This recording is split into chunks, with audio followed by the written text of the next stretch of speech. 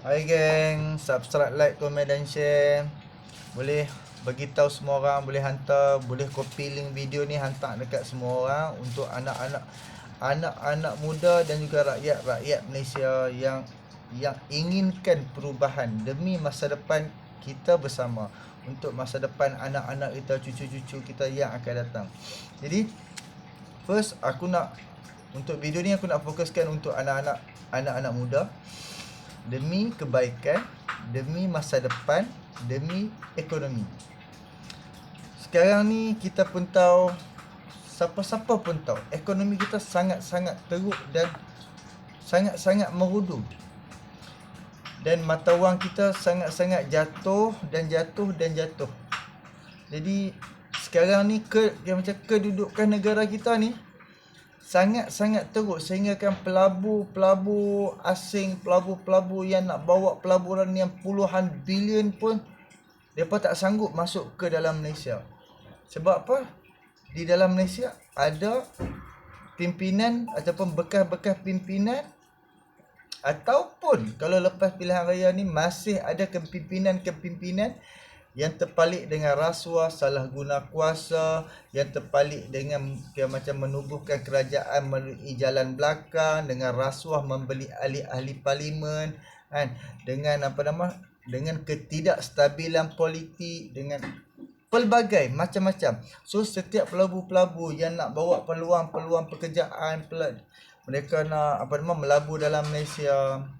So pelabur-pelabur memang teragak-agak untuk melabur di dalam Malaysia disebabkan asbab kepimpinan dan ekonomi. Kalau dalam keadaan sebelum pembubaran parlimen dan selepas pembubaran parlimen, parti politik yang sama berbentuk kerajaan, gabungan-gabungan politik yang sama berbentuk kerajaan, of course kestabilan, tak ada lah kestabilan. Seperti mana sebelum pilihan raya dan selepas pilihan raya, parti yang sama memerintah, parti yang sama berkuasa, of course dia nak jadi Perdana Menteri, dia berebut. So dengan keadaan sekarang, dan untuk mengelakkan keadaan-keadaan yang berlaku sekarang, huru-hara dengan apa yang berlaku dalam Malaysia, untuk mengelakkan kejadian seperti sebelum ini, kita perlu reform, kita perlu ubah, kita bukan hanya perlu ubah kerajaan, sistem di dalam kerajaan tu kita kena ubah. Sistem-sistem yang ada di dalam kerajaan tu kita perlu ubah. Segala jenis sistem kita perlu ubah. Sebab untuk pengetahuan semua, segala sistem-sistem yang dibentuk daripada zaman Barisan Nasional sehinggalah macam Barisan Nasional jatuh, naik Pakatan Harapan, dan setelah Pakatan Harapan jatuh, naik pula Perikatan Nasional, sistem yang dibawa, sistem yang dikekalkan sehingga sekarang, sistem yang sama, sistem yang merugikan rakyat yang di bawah, sistem yang mengkayakan kroni-kroni, sistem yang direct nego, sistem yang memberikan kekayaan kepada orang yang sama. Kalau ada nak buat satu, memang buat satu ni untuk buat sesuatu projek untuk kemudahan untuk rakyat, tapi orang yang sama je yang dapat projek tu, sedangkan orang rakyat biasa yang sepatutnya dia pun akan ada peluang, walaupun dia ni tak ada mengena dengan kerajaan, tapi sepatutnya kalau betul-betul dengan menggunakan proses sistem yang adil, sistem yang saksama, orang yang tak ada mengena dengan parti politik pun boleh dapat satu-satu projek untuk kemudahan rakyat. Memang projek tu untuk memudahkan rakyat. Tapi apabila orang yang dah kaya, orang yang sama dah dapat projek berbilion-bilion ringgit sebelum ni, dan untuk projek satu kemudahan yang terbaru nak buat untuk rakyat, orang yang sama dapat projek yang bilion-bilion ringgit tu, makna kata akan ada problem, akan berlaku rasuah, akan berlaku salah guna kuasa, akan berlaku kualiti kontraktor yang dapat projek tu pun dia terpaksa bagi komisen, dia tak perlu macam-macam. Kalau aku nak bentang ke pun pelbagai. So dengan apa yang aku bawa hari ni untuk anak muda, kuasa di tangan kita. Sekarang ni kuasa di tangan rakyat untuk memilih pilihan kerajaan manakah yang kita nak angkat untuk pilihan raya yang ke-15. So kalau tanya aku bekas pengundi PAS, aku bersama parti PAS untuk setiap hari 14, dan setelah aku tengok dasar parti PAS, dan setelah parti PAS bersama dengan UMNO demi kepentingan politik untuk nak dapat tumbuhkan kerajaan, walaupun daripada pintu belakang, depa ligan akan kuasa, dan apa yang depa duk bawa selama ni depa tinggalkan tepi dan depa bersama, yang penting depa dapat kuasa. Itu apa yang aku nampak daripada parti PAS. So daripada parti politik, daripada parti UMNO, kita pun dah tahu kerosakan, korupsi, apa semua yang dibuat oleh Barisan Nasional, dan dikekalkan sistem-sistem yang dibina oleh Barisan Nasional, dan majoriti orang-orang yang ada di dalam Barisan Nasional kaya raya.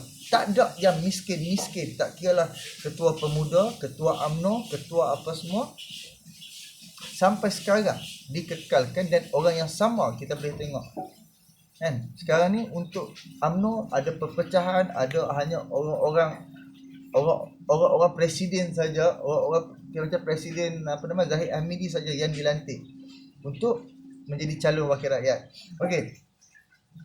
Untuk sekarang kalau tanya aku berpihakkan kepada Anwar Ibrahim disebabkan aku nampak apa perjalanan Anwar Ibrahim. Aku nampak rekod-rekod sewaktu 15 tahun Anwar Ibrahim berada di dalam kabinet, dan sebelum Anwar Ibrahim berada di sebelum Anwar Ibrahim berada di dalam kabinet, sebelum Anwar Ibrahim terlibat dengan parti politik, dengan apa yang Anwar Ibrahim usahakan, dan Anwar Ibrahim usahakan tu, dan Tun Mahathir sendiri cakap dia tak boleh buat melainkan Anwar Ibrahim perlu ada di dalam kabinet. So Anwar Ibrahim bertanding dan Anwar Ibrahim menang, dan Anwar Ibrahim dapat menjadi menteri. Anwar Ibrahim dapat diangkat sehingga menjadi timbalan Perdana Menteri dan Menteri Kewangan.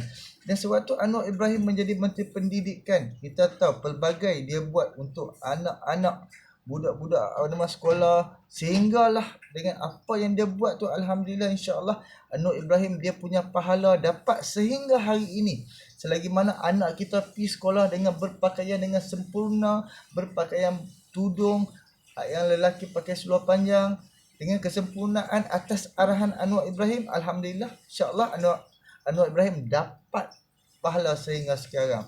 Dan untuk agama Islam, untuk Universiti Islam Antarabangsa, Bank Islam, segala macam pengusaha, kita dah nampak kita boleh nampak track record Anwar Ibrahim sewaktu Anwar Ibrahim ada di dalam kabinet.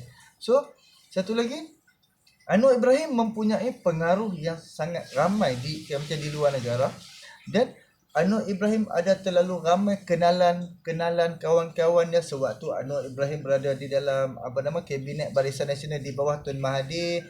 Anwar Ibrahim dapat kenal semua rata dunia, dan orang-orang di luar negara pun kenal akan Anwar Ibrahim. Dan setelah Anwar Ibrahim dipecat, setelah Anwar Ibrahim jatuh, dipukul, dipijak, dibogelkan, ditelanjangkan, dan disumbat ke dalam penjara, total Anwar Ibrahim masuk penjara 10 tahun setengah. Hampir 11 tahun Anwar Ibrahim di penjara. Hidup anak-anak dan isteri dia memang betul-betul derita, ditiau, difitnah, di macam-macam. Wan Azizah dan juga Nurul Izzah dan adik-adik dia perjalanan hidup mereka sangat-sangat luar biasa. Asbab bapa mereka, suami kepada Kak Wan, Anwar Ibrahim menentang sistem kebobrokan, salah guna kuasa, salah guna wang, macam wang kerajaan, wang rakyat, terhadap untuk mengkayakan kroni-kroni anak-anak, isteri, keluarga, dengan menggunakan wang rakyat, dengan mengambil harta negara untuk mengkayakan diri mereka. Jadi korang boleh nampak perjalanan Anwar Ibrahim.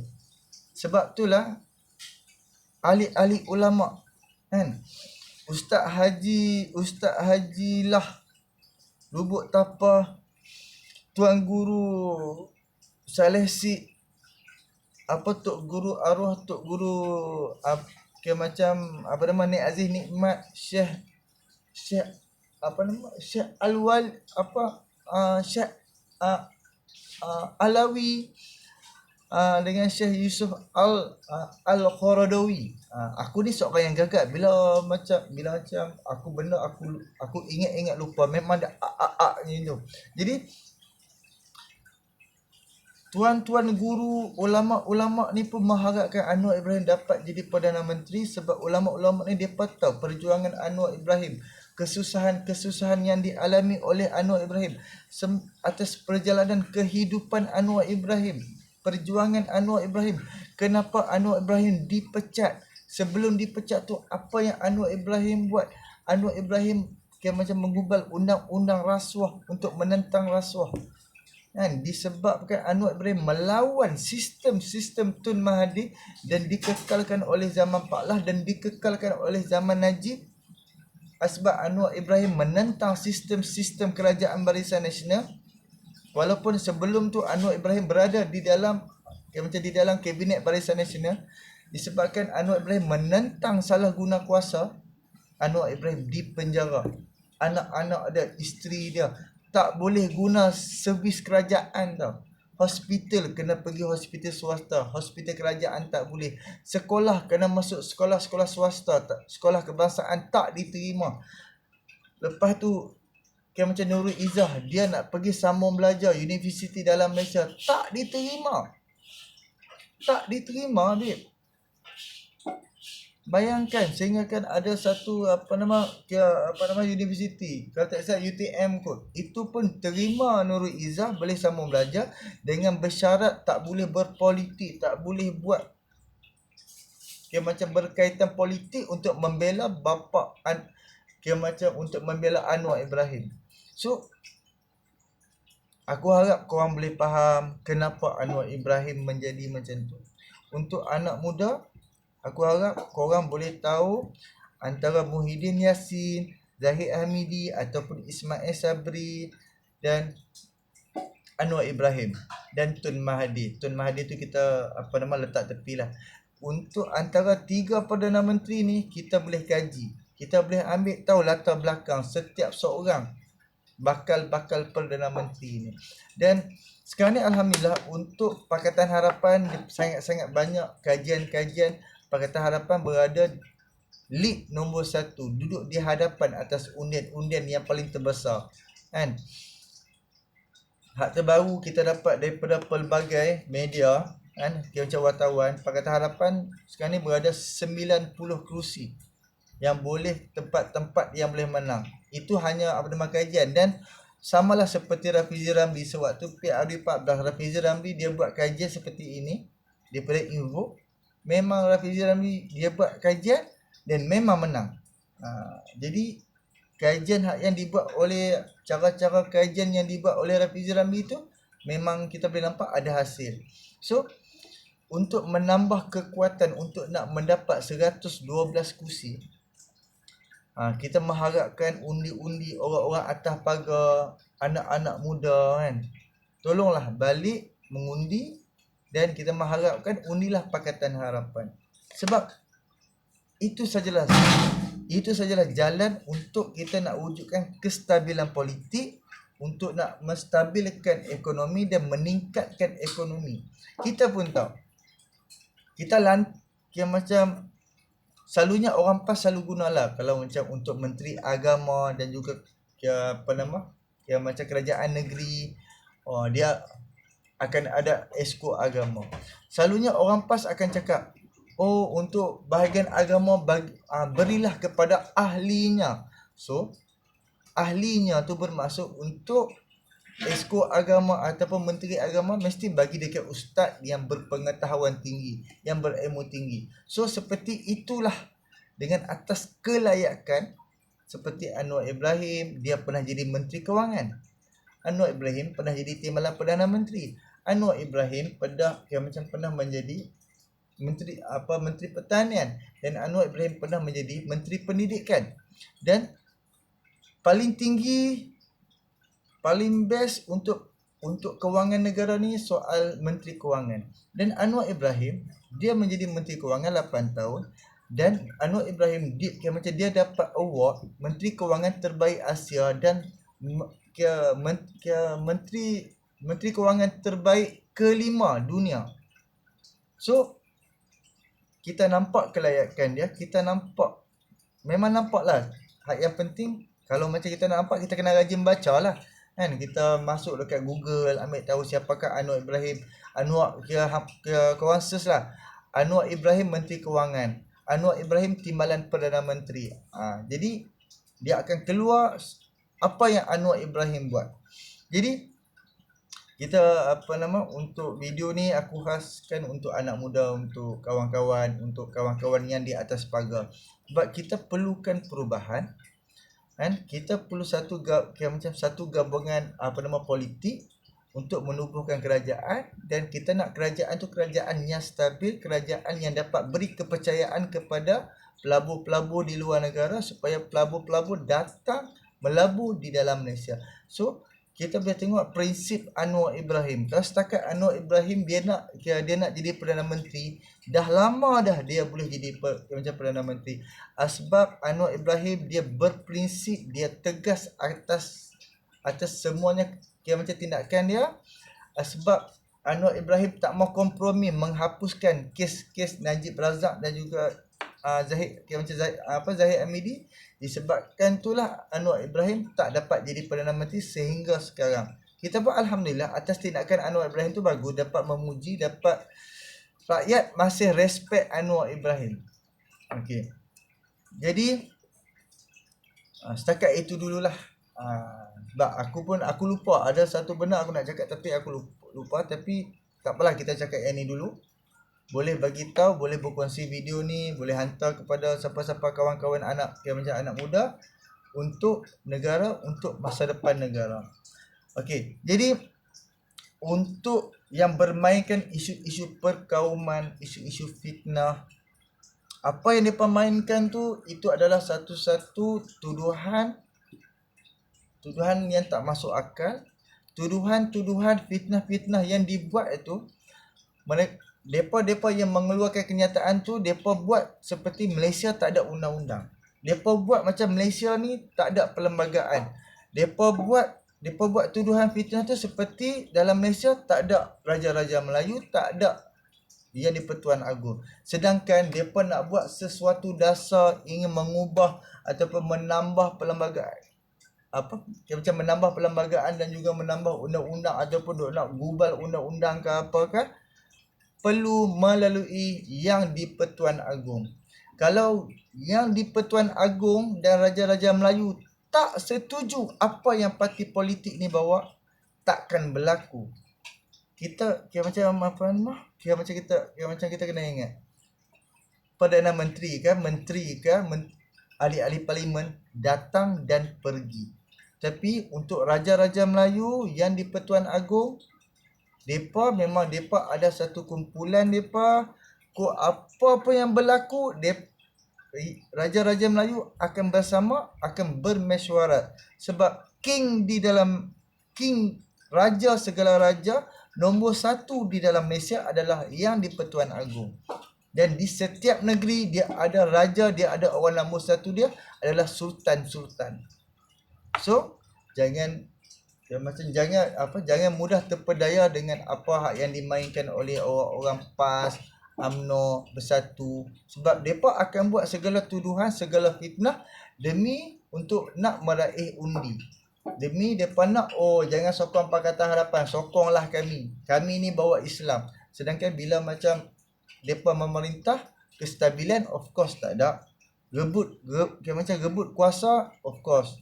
Kan? Jadi fikir-fikirkan geng, subscribe, like, komen dan share, hantar kat semua orang bagi boleh fikir, bagi boleh berfikir dan bagi boleh nampak masa depan negara, dan fikir untuk anak-anak kita, cucu-cucu kita. Dan kena ingat, hutang negara dah 1 trilion. 1 trilion tau. Jadi, okey. Subscribe, like, comment dan share. Assalamualaikum.